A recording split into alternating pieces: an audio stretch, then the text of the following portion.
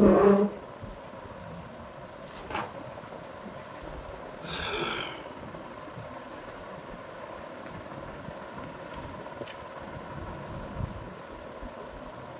చేసుకుందాం. సర్వాధికారి, సర్వసృష్టికర్త, జరక్షకుడా, నీ ఘనమైన నామం కొరకే కృతజ్ఞత చెల్లిస్తూ, నీ నామాన్ని గొప్ప చేస్తూ, నిన్ను మహిమపరుస్తూ, పూజిస్తూ, హెచ్చిస్తూ, యుగములకు పూర్వముందున మా గొప్ప దేవా, రాజులకు రాజుగా, ప్రభువులకు ప్రభువుగా ఉంటున్న మా గొప్ప దేవా, నిన్ను కొనియాడుతూ ఆరాధిస్తున్నా. ఈ దినము ప్రపంచంలో దేవా, సముద్ర ప్రాంతంలో, ఎడారి ప్రాంతాల్లో, అరణ్య ప్రాంతాల్లో దేవా ఉంటున్న సముద్రం లోపల ప్రయాణం చేస్తున్న వారి విషయంలో రక్షణ కొరకు, దేవ దిక్కులేని దీన దరిద్రుల కొరకు, విధురాధరాల పిల్లల కొరకు, అనాథుల కొరకు, రోడ్డు వెంబడి పిచ్చోలుగా, మెంట్లోలుగా, మతి స్థిమిత లేక దెయ్యాలు పట్టి దేవా అనాథులుగా అడు బీదలైన వారి రక్షణ కొరకు ప్రార్థిస్తున్నాను. నీ సహాయము అనుగ్రహించు. యెహోవా ఈరే అనే ఇటు పరిచర్యలో నీ సన్నిధి మాకు తోడుగా ఉంచమని యేసు నామములో వేడుకుంటున్నాము తండ్రి. ఆమేన్.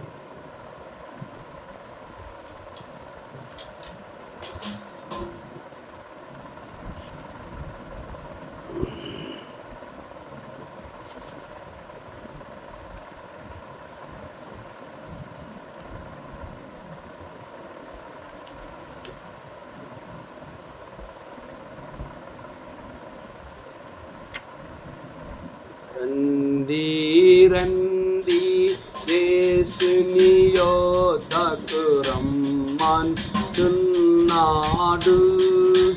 రండి రండి యేసుని యొద్దకు రమ్మనుచున్నాడు. ప్రయాసపడి భారము మోయువారుల, ప్రయాసపడి భారము మోయువారులు ప్రభుని చెంతకు పరుగిడి వేగమే, ప్రభుని చెంతకు పరుగిడి వేగం. రండి రండి యేసుని యొద్దకు రమ్మనుచున్నాడు. ప్రభు యేసు నీ కొరకై తనదు ప్రాణము నీచెగదా. ప్రభు యేసు నీ కొరకై తనదు ప్రాణము నీచెగదా. సిలువన రక్తము చిందించియును, సిలువను రక్తము చిందించియును, బలియాయెను ఆ ఘనుడు మనకై, బలియాయెను ఆ ఘనుడు మనకై. రండి రండి యేసుని యొద్దకు రమ్మనుచున్నాడు. యేసుని నామం నందే పరమ నివాసము దొరుకును. యేసుని నామం నందే పరమ నివాసము దొరుకును. ముక్తిని పాప విమోచనమును, ముక్తిని పాప విమోచనమును, సాక్షిమంతుడు యేసే ఇచ్చెను, సాక్షిమంతుడు యేసే ఇచ్చెను. రండి రండి యేసుని యొద్దకు రమ్మనుచున్నాడు. రండి రండి యేసుని యొద్దకు రమ్మనుచున్నాడు.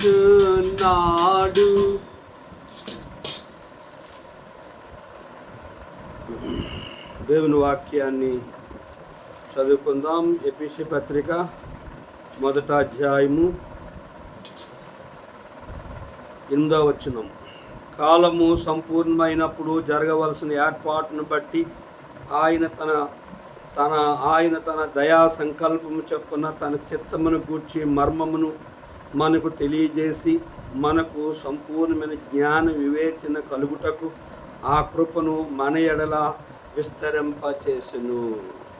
ఆ శ్రేష్ఠాంబు గ్రంథములో ఆ చోట చూచిన ఆధరణయున్నది, సుఖదుఖములో వాగ్దానమున్నది. విశ్వాసముంచి ధ్యానించుడి, విశ్వాసముంచి ధ్యానించుడి.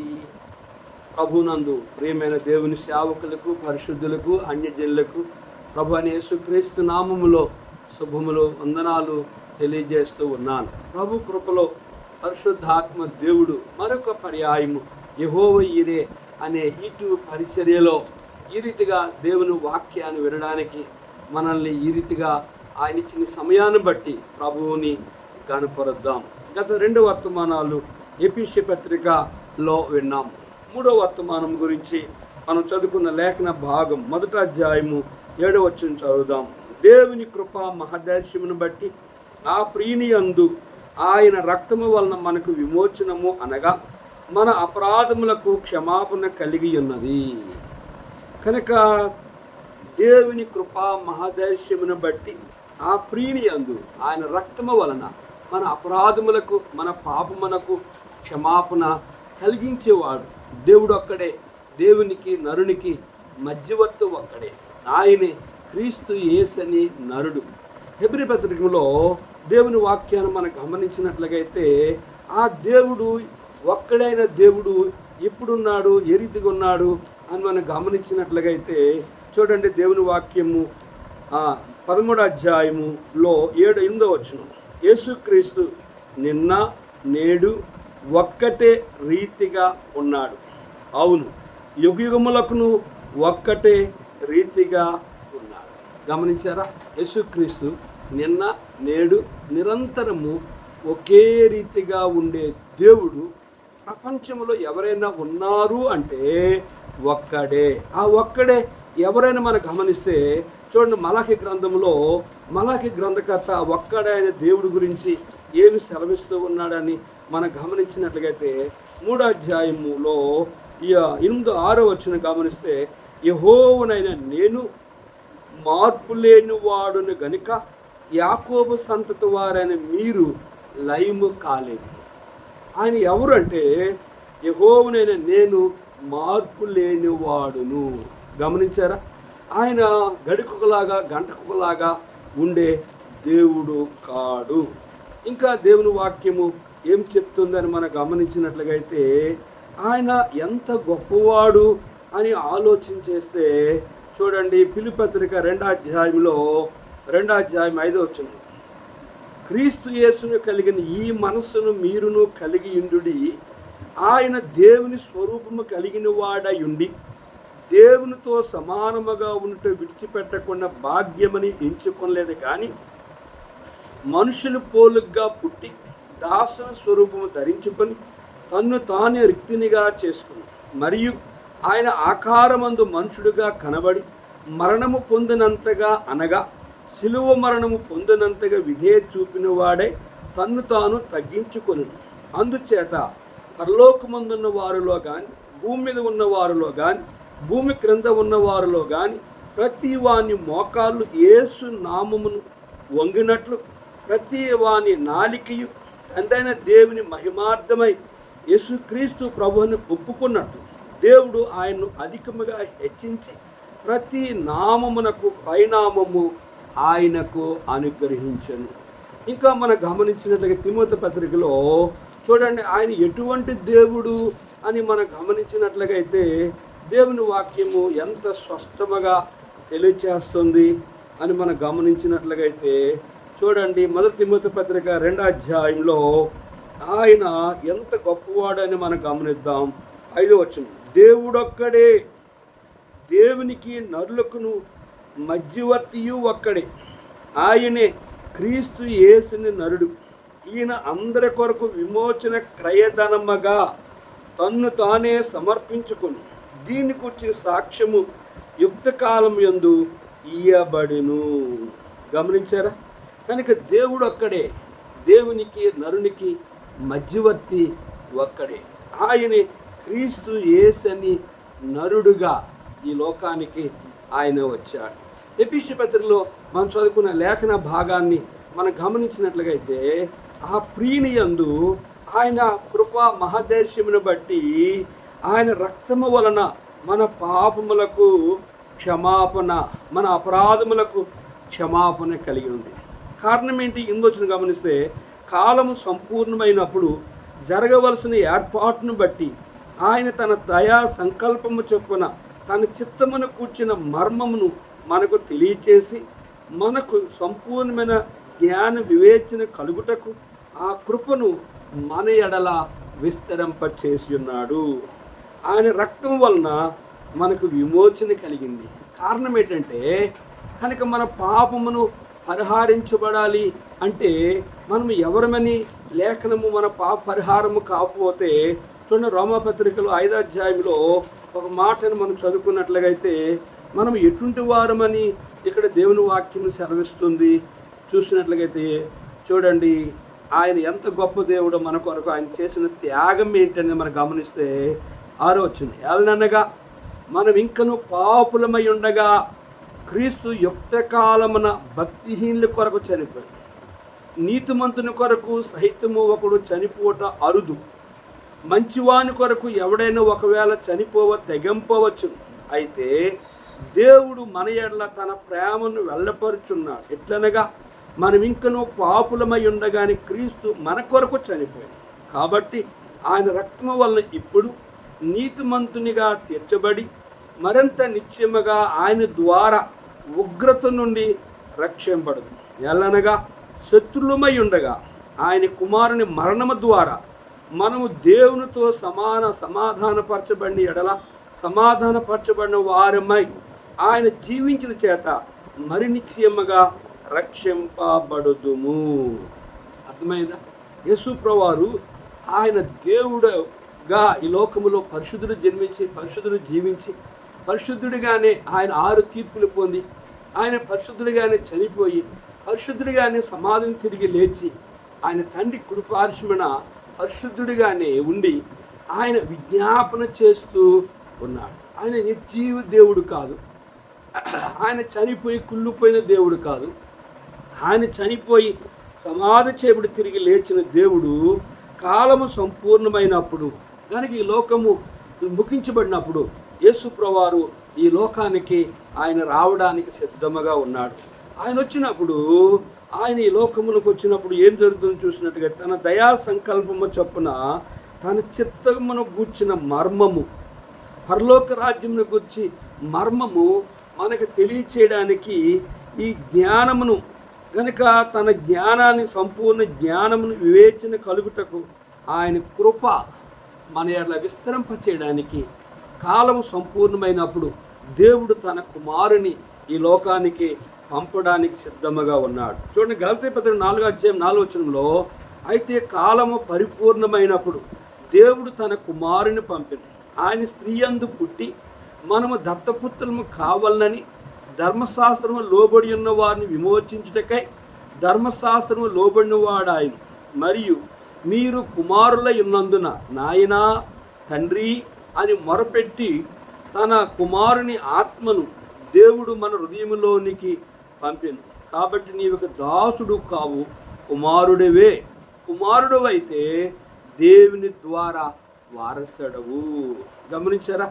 ఆయన వారసులుగా, ఆయన కుమారులుగా, ఆయన కుమార్తెలుగా మనల్ని చేయడానికి ఆయన కృపా మహదర్శమును బట్టి ఆయన సంకల్పమును బట్టి ఆయన కాలము సంపూర్ణమైనప్పుడు ఈ లోకానికి రావడానికి తన చిత్తమును మనకు బయలుపరచడానికి ఆ మర్మమును మనకి తెలియచేయడానికి ఆయన సంపూర్ణమైనప్పుడు ఈ లోకము సంపూర్ణమైనప్పుడు తన జ్ఞానమును మనకు అనుగ్రహింపచేసిన దేవుడు ఆ సంపూర్ణమైన జ్ఞాన వివేచన కలుగుటకు ఆయన కృప మన ఎడల విస్తరింపచేసే దేవుడుగా కనుక ప్రతి ఒక్క ఆత్మ ప్రతి ఒక్కరు ప్రపంచంలో రక్షించబడి నరకం తప్పించబడి నిత్యరాజ్యమైన మోక్షంలో ప్రవేశించాలి అనేదే ఆయన దయ గల దేవుడుగా, ఆయన కృపగల దేవుడుగా, ఆయన రక్తము ద్వారా తన ప్రజలైన వారిని కడిగి యుగయుగాలుండి ఆ రాజ్యములో ఉంచాలనేదే ఆయన యొక్క ప్రేమ. నువ్వు నరకానికి వెళ్ళకూడదనేదే ఓ ఎఫెసీ సంఘములో ఉన్న వారలారా, ఆయన రక్తము ద్వారా మీరు విమోచించబడాలంటూ ఈ సంకల్పం బట్టి పరలోకములో ఉన్నవే కానీ భూమి మీద ఉన్నవే కానీ సమస్తమును క్రీస్తునందు ఏకముగా సమకూర్చవాలని తనలో నిర్ణయించుకుని, పరలోకములో ఉన్నవ కానీ భూమి మీద ఉన్నవ కానీ సమస్తమును ఏకముగా క్రీస్తునందు సమకూర్చి తనలో తాను నిర్ణయించుకొని, పరలోకములో ఉన్నవే కానీ భూమి మీద ఉన్నవే కానీ సమస్తమును కూడా ఆయన సమకూర్చి నిర్ణయించిన వాడై ఉన్నాడు. మన పరలోక ప్రార్థనలో ఒక అంశాన్ని చూస్తే పరలోకమందున మా తండ్రి కనుక పరలోకమందు నీ చిత్తము ఎలా నెరవేర్చును భూమి మీద అలాగే నెరవేరును గాక. కనుక మనం చూసాం ఫిలిప్పీ పత్రికలో కనుక ఆకాశమందున్న కానీ భూమి మీద ఉన్న కానీ భూమి క్రింద ఉన్నవారు కానీ ఏ ఒక్కరు కానీ ప్రతి మోకాలు ప్రతి నాలిక వంగాలి, ప్రతి ఒక్కరు పరలోకంలో ఆయన స్తుతించి ఆయన ఆరాధించేవారుగా ఉండాలి అనేది ఆయన యొక్క ముఖ్య ఉద్దేశం. 11 మరియు క్రీస్తునందు ముందుగా నిర్ణయించిన మనము తన మహిమకు కీర్తి కలుగు చేయవాలని. మనల్ని ఎందుకు ముందుగా తన రక్తం ద్వారా అడిగాడు, ఎందుకు నిర్ణయించాడు, ఎందుకు ప్రత్యేకపరిచాడంటే తన మహిమకు తన కీర్తికి తనకి ఘనత మన ద్వారా కలగాల అనేదే ఆయన యొక్క ప్రేమ. రాయబడిన ప్రకారంగా నన్ను బట్టి ఆయన నామము అవమానపరచబడకూడదు. ఆయన సంపూర్ణ జ్ఞానము, ఆయన సంపూర్ణ విమోచనమును, ఆయన సంపూర్ణ కృపను, ఆయన దేవుని దయాలత్వమును అనేకులు అనుభవించి నిత్యరాజ్యములో ఉండాలి అనేదే ఆయన యొక్క ప్రేమ. కనుక క్రీస్తునందు ముందుగా నిర్ణయించిన మనము తన మహిమకు కీర్తి కలగాలి, తనకు ఘనత కలగాలి. దేవుడు తన చిత్త ప్రకారమైన సంకల్పం బట్టి మనల్ని ముందుగా నిర్ణయించి మరలా దేవుడు తన చిత్త ప్రకారం సంకల్పను బట్టి మనల్ని ముందుగా నిర్ణయించి ఆయన యందు స్వాస్థ్యముగా ఏర్పరచు. ఆయన స్వాస్థ్యమునకు, ఆయన సకలైశ్వర్యమునకు, స్వాస్థ్యము అంటే కిందనేమంటే మనకు ఒక స్వాస్థ్యమును ఏర్పరచును. కనుక పరలోక రాజ్యంలో భూమి మీద కూడా ఆయన సకలైశ్వర్యమును, ఆయన స్వాస్థ్యమును, ఆయన సకలైశ్వర్యమును నీకు నాకు ఇవ్వాలి అనేదే ఆయన ముఖ్యమైన ప్రేమ అయి ఉన్నది. గమనించారా? కనుక దేవుడు తన చిత్త ప్రకారమైన సంకల్పను బట్టి మనల్ని ముందుగా నిర్ణయించి ఆయన యందు స్వాస్థ్యముగా ఏర్పరచును. ఆయన తన చిత్తానుసారముగా చేసిన నిర్ణయము చొప్పున సమస్త కార్యములను జరిగించుచున్నాడు. ఆయన చిత్తము, ఆయన సంకల్పమును ప్రకారముగా సమస్తమును ముందుగా నిర్ణయించిన వారిని తన రక్తముతో కడిగి నిత్యరాజ్యములో యుగాలుంచి తన స్వాస్థ్యమైన వారిని, స్వాస్థ్యమని ఇంకొక మాట మనం గమనించినట్లయితే చూడండి, అక్కడ మాట ఉంది. మనం 14 చూస్తే దేవుని మహిమకు కీర్తి కలుగుటకే ఆయన సంపాదించుకొనిన ప్రజలకు విమోచనము కలుగు నిమిత్తము ఈ ఆత్మ మన స్వాస్థ్యమునకు సంచికరువుగానున్నాడు. మనకు ఒక స్వాస్థ్యముగా ఏర్పరచును. తన సొత్తైన ప్రజలుగా,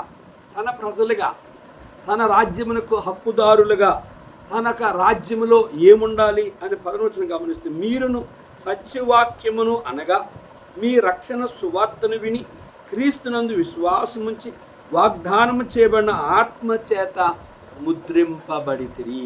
ఎవరు పరలోకంలో ఉంటారు, ఎవరు ఆయన పరలోక స్వాస్థ్యాన్ని, ఆయన పరిశుద్ధులైన ప్రజలు ఎవరు ఆయన స్వాస్థ్యమును అనుభవిస్తారు అంటే చూడండి 11 మీరును సత్యవాక్యమును, అంటే దేవుని వాక్యము సత్యవాక్యం. ఆ వాక్యముకున్న అధికారము మనము హెబ్రీ పత్రికలో గమనించినట్లయితే చూడండి 4వ అధ్యాయంలో, హెబ్రీ పత్రిక 4వ అధ్యాయంలో వాక్యం అనే ఆత్మ ఖడ్గమును గురించి ఎంత స్పష్టముగా ఇక్కడ మనం చదువుతాము. చూడండి హెబ్రీ పత్రిక 4వ అధ్యాయంలో ఒక మాట చదువుదాం. 10వ వచనం. ఎందుకనగా దేవుడు తన కార్యములను ముగించి విశ్రమించి ఉన్న ప్రకారము ఆయన ఈ యొక్క విశ్రాంతిలో ప్రవేశించిన వాడు కూడా తన కార్యములను ముగించి విశ్రమించు.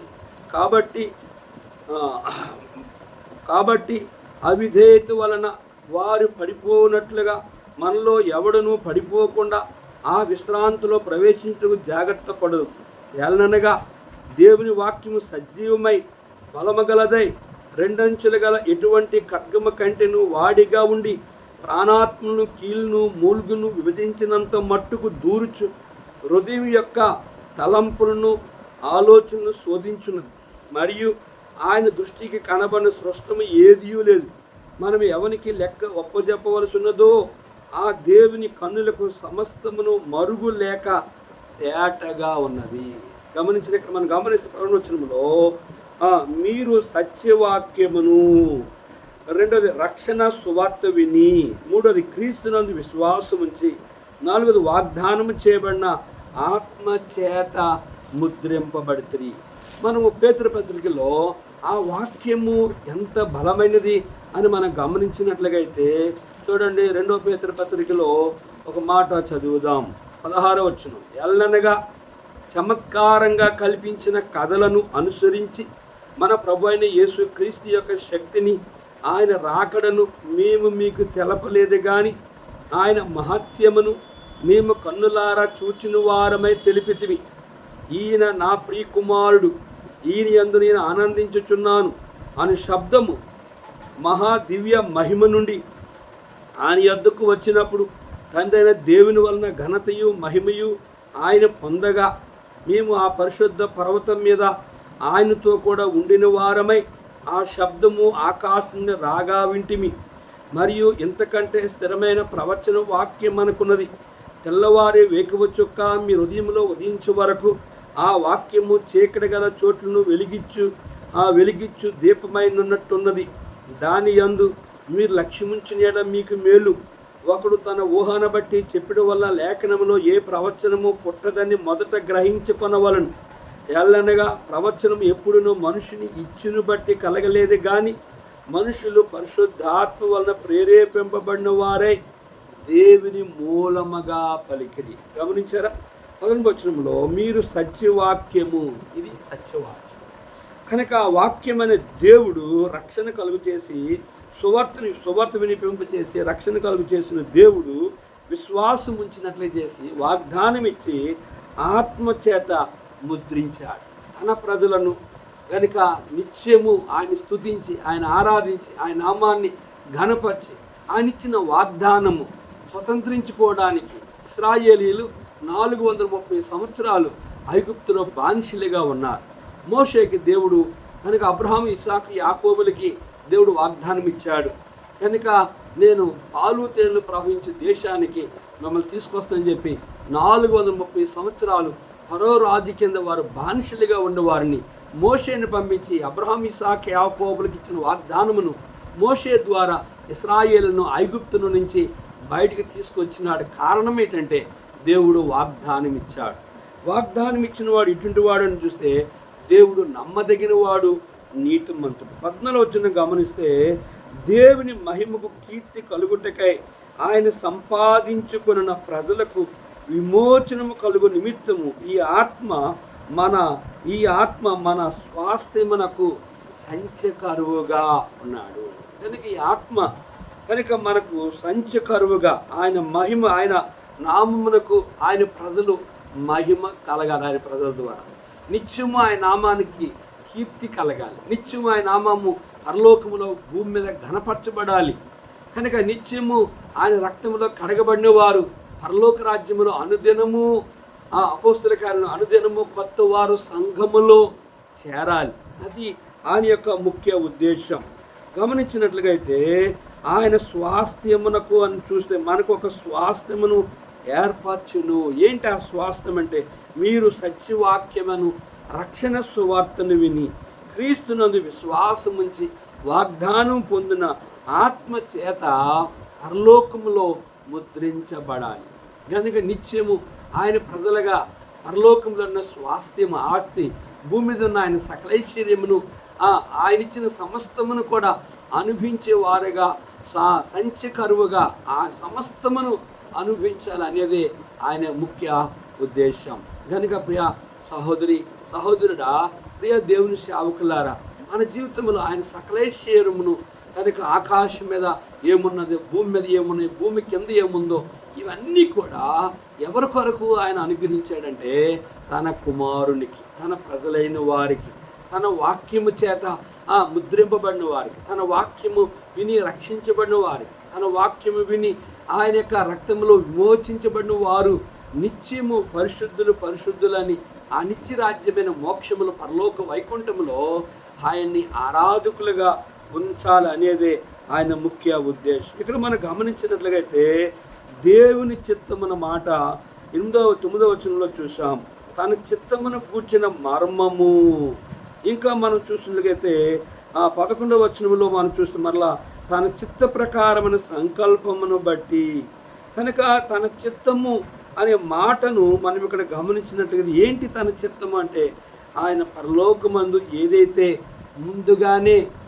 ముందుగానే ఆయన ఉద్దేశించాడో అది ఆయన చిత్తమును పరలోకములో జరగాల అనేదే ఆయన ఆలోచన. కనుక నీవు నేను నశించి నరకానికి వెళ్ళాలని, ఈ భూమి మీద దరిద్రులుగా కనుక బీదవారుగా కనుక ఈ లోకంలో ఏ స్వాస్థ్యము లేనివారుగా బ్రతకాలి అనేది కాదు.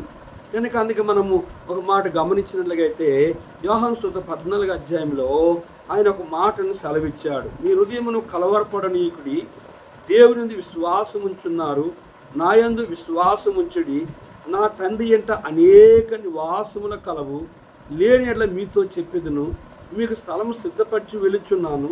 నేను వెళ్ళి మీకు స్థలము సిద్ధపరిచిన ఎడల నీ నుండి స్థలములో మీరును ఉండులాగున మరలా వచ్చి నా యొద్ద నుండుటకు మిమ్మల్ని తీసుకొని పోవుదును. గమనించారా? నీ నుండి స్థలములో మీరు ఉండేలాగన మరలా ఆయన పరలోకములోనికి నిన్ను నన్ను ఆ క్రొత్త ఆకాశమును ఆ క్రొత్త భూమిలోనికి ఆయన తీసుకెళ్ళాలని ఇష్టపడుతూ ఉన్నాడు. చూడండి, ఆ మాటను కూడా మనము చదువుదాం. చూడండి, ఆయన రాజ్యంలో ఏముంటుందో మనం గమనించినట్టుగా ప్రకటన 21-22 వచనంలో మనం గమనించినట్లయితే చూడండి, ఇక్కడ ఆయన పరలోక రాజ్యము ఏ రీతిగా ఉంటుందో చదివి ప్రభువుని ఘనపరుద్దాం. 1వ వచనం, ఆ పట్టణపు ప్రాకారము పునాదులు అమూల్యమైన నానావిధ రత్నములతో అలంకరంబడి ఉండదు. మొదటి పునాది సూర్యకాంతపు రాయి, 2వది నీలము, 3వది యమునా రాయి, 4వది పచ్చ, 5వది వైడ్యూర్యం, 6వది కెంపు, 7వది సువర్ణ రత్నము, 8వది గోమేదకము, 9వది పుష్పరాగం, 10వది సువర్ణ సునీయము, 11వది పద్మరాగము, 12వది సుగంధము. దాని 12 గుమ్మములో 12 ముత్యములు, ఒక్కొక్క గుమ్మము ఒక్కొక్క ముత్యముతో కట్టబడి ఉన్నది. పట్టణపు రాజవీధి శుద్ధి సువర్ణమైన స్వచ్ఛమైన స్ఫటికమును పోలి ఉన్నది. దానిలో ఏ దేవాలయం నాకు కనబడలేదు. సర్వాధికారి అయిన దేవుడకు ప్రభువును గొర్రెపిల్లయు దానికి దేవాలయమై ఉన్నారు. ఆ పట్టణంలో ప్రకాశించుటకై సూర్యుడైనను చంద్రుడైన దానికి అక్కరలేదు. దేవుని మహిమయే దాన్ని ప్రకాశించున్నది, గొర్రెపిల్లయే దానికి దీపము. జనములు దాని వెలుగునందు సంచరించురు. భూరాజులు తమ మహిమను ఘనతను దానిలోని తీసుకుని వచ్చురు. అక్కడ రాత్రి లేనందున దాని గుమ్మములో పగటి వేళ ఏమాత్రము వేయబడు.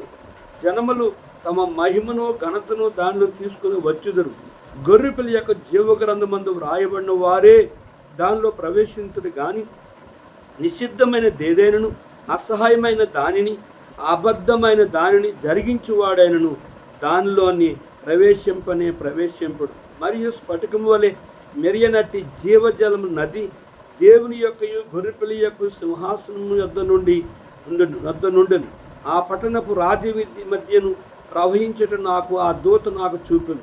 ఆ నది యొక్క ఈవలను ఆవను జీవవృక్షముడను. అది నెలకు ఫలించు 12 కాపులు కాయను. ఆ వృక్షం యొక్క ఆకులు జనములను స్వస్థపడి వినియోగించు. ఇక మీదట శాపగ్రస్తము దేదియు దానిలో ఉండదు. దేవుని యొక్క గొర్రెపిల్ల యొక్క సింహాసనము దానిలో ఉండెను. ఆయన దాసులు ఆయన సేవించు ఆయన ముఖదర్శనము చేయించుందరు. ఆయన నామము వారి నొసలయందుండును. రాత్రికి ఎన్నడూ ఉండదు. దీపకాంతి ఆయనను సూర్యకాంతి ఆయనను వారికి అక్కర్లేదు. దేవుడైన ప్రభువే వారి మీద యుగయుగములు దేవుడైన ప్రభువే వారి మీద ప్రకాశించును. వారు యుగములు రాజ్యము చేదురు. ఏ రాజ్యం? పరలోక రాజ్యములో యుగాలు ఉండగలిగే ఆ రాజ్యములో ప్రవేశించి ఆయన స్తుతించి ఆయన ఆరాధించి ఆయన నామాన్ని గొప్ప చేసేవారుగా ఉంటారు. చూసారా, లాస్ట్ 14 దేవుని మహిమకు కీర్తి కలుగుటకై ఆయన సంపాదించుకొనిన, అంటే ఆయన సొత్తైన ప్రజలు విమోచన కలుగుటకై ఈ ఆత్మ మన స్వాస్థ్యమునకు సంచకరువుగా ఉన్నాడు. ఆయన ఆత్మను మన ఎడల ఆయన ఉంచగలిగే యుగములు పరిశుద్ధులని ప్రభువును స్తుతించి ఆరాధించే ఆ రాజ్యములో ప్రవేశించేవారు, ఆ రక్తంలో కడగబడిన వారు, తన చిత్తము చొప్పున తన చిత్త సంకల్పము చొప్పున ముందుగా నిర్ణయించిన వారిని జీవగ్రంథమందు ఎవరి పేరు రాయబడ్డదో వారిని ఆయన రాజ్యంలో యుగయుగాలు ఉంచగలిగే దేవుడు. ఇప్పటికైనా యేసు ప్రభువాన్ని నీ ఆయన రక్తములో నువ్వు కడుక్కొని నీ పాపములు ఒప్పుకొని విడిచిపెడితే ఆయన రాజ్యములో యుగములో సంతోష ఆనందం, ఆయన సకల ఐశ్వర్యము అనిపిస్తావు. భూమి మీద అనిపిస్తావు, పరలోకములు అనిపిస్తావు. కనుక లోకంలో యేసు ప్రభువాన్ని ద్వేషించి అసహించుకొని నువ్వు చనిపోయినట్లుగైతే అగ్ని ఆరదు, పొడుగు చావు. యుగాలు ఉండే ఆ నరకం నుంచి నువ్వు తప్పించబడాలంటే ఇదే అనుకూల సమయము, ఇదే రక్షణ దినము. ఇప్పుడే నీవు ఉన్న చోటే యేసు ప్రభువా ఆ స్వాస్థ్యమును, ఆత్మను, ఆ సంచి కరువును నేను అనుభవించాలి, ఆ సకలైశ్వర్యమును నేను అనుభవించాలి. యుగాలు ఆ శాంతి, సంతోషం, నెమ్మది, ఆనందాన్ని అనుభవించే ఆ రాజ్యము కూడా నాకు అనుగ్రహించు అంటే చాలు. యేసు ప్రభు తన రక్తంతో నిన్ను కడిగి ఆయన పరలోక రాజ్యాన్ని హక్కుదారుగా చేస్తాడు. నీ కొరకు ప్రార్థిస్తాను. జీవగలని తండ్రి, ఇంకెవరైతే నేను ఎరగలేదో వారిని రక్తంలో కడగబడి నరకం నుంచి విడిపించబడి నీ రాజ్యమును పొందుకునే వారుగా సిద్ధపరచమని యేసు నామములో అడిగి వేడుకుంటున్నాము తండ్రి. ఆమేన్. తండ్రి యొక్క దేవుని ప్రేమయు, కుమారుడైన యేసుక్రీస్తు వారి కృపయు, పరిశుద్ధాత్మక అన్యోన్య సహవాసం నన్ను ప్రేమించు వారికి కూడా మనకు తోడుండి ఆశీర్వదించునుగాక. ఆమేన్. నేనే మార్గము, నేనే సత్యము, నేనే జీవమును. నేనే మార్గం, నేనే సత్యము, నేనే జీవమును. నేనే గాకింకెవ్వరు లేరన్, నేనే గాకింకెవ్వరు లేరన్ ఎంచి చెప్పిన యేసుని యొద్దకు, ఎంచి చెప్పిన యేసుని యొద్దకు రండి రండి, యేసుని యొద్దకు రమ్మనుచున్నాడు. ప్రయాసపడి భారము మోయువారు, ప్రయాసపడి భారము మోయువారు ప్రభుని చెంతకు అరుగిడి వేగమే, ప్రభుని చెంతకు అరుగిడి వేగమే. అందరికీ ప్రైజ్ లార్డ్.